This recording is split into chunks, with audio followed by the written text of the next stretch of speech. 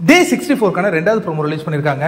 1.5 மணி நேரம் நடந்த டிஸ்கஷனை ஒரு 25 செகண்ட்ல முடிச்சு விட்டாங்க பார்த்தீங்களா ப்ரோமோல. அதுதான் நான் சொல்லுவேன், இந்த promo is making the huge impact. இது 1.5 மணி நேரம் நடந்த நிகழ்வுங்க. அழகாக அவங்க 25 செகண்ட்ஸில் முடிச்சிட்டாங்க. அப்படின்னா இது என்னன்னா, அருண் என்ன ஒரு ப்ராசஸில் இருக்காருன்னு தெரியல எனக்கு. கிச்சன் டீமுக்கு வந்து ஸ்ட்ரென்த் அதிகமாக தேவையில்லை, கிளீனிங் டீமுக்கு அதிகமாக போடுங்க அப்படிங்கிறாங்க.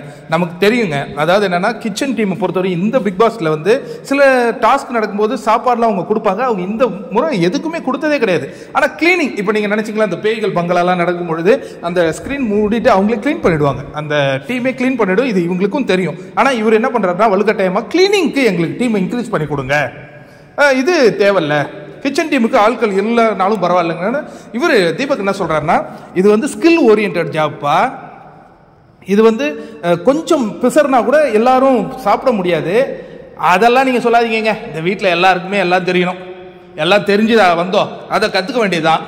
இல்லைப்பா, இப்போ வந்து கூட்டுறதுன்னா நம்ம வந்து அது லேபர் ஓரியன்ட் மாதிரி நம்ம ஈஸியாக அதை பண்ணிடலாம், அதில் தப்பு இருந்தாலும் பிரச்சனை இல்லை. பட் சமைக்கிறது ரொம்ப இம்பார்ட்டண்ட்டான ஒரு, அந்த வார்த்தையை நீங்கள் சொல்லக்கூடாது அப்படிங்கிறாரு.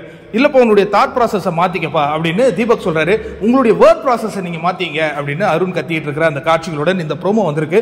நடுவில் எழுந்து என்ன சொல்கிறாருன்னா, முத்துக்குமரன் என்ன சொல்கிறாருன்னா, இவர் அருண் என்ன சொல்றாருன்னா, எல்லாம் என்ன சுவையாவா சமைக்கிறாங்க அப்படின்னா, ஏங்க போன வாரம் நாங்கள் செஞ்சு கொடுத்ததெல்லாம் சுவையா இருக்குன்னு சொல்லி சாப்பிட்டீங்களங்க, அதெல்லாம் பொய்யா அப்படிங்கிற மாதிரி கேட்கிறாரு. அருண் வந்து தான் ஏதோ பேசணுங்கிறதுக்காக இந்த விஷயத்த, சின்ன விஷயத்த பெரிய விஷயமா மாத்துறாரு. அதுக்கப்புறமும் இதுல ஒரு மிகப்பெரிய சண்டைகள்லாம் போயிட்டு இருக்குன்னு வச்சுங்களேன். 3 முட்டை வந்திருக்கு ரஞ்சித்துக்கு. முதல் முட்டை உடஞ்சிருச்சு, எடுத்துட்டாங்க. தெரியுமா யார் எடுத்தது? தர்ஷிகா.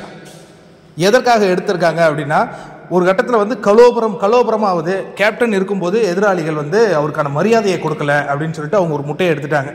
எனக்கு தெரிஞ்சு 3 முட்டை இன்னைக்கே போயிடும் போல இருக்க.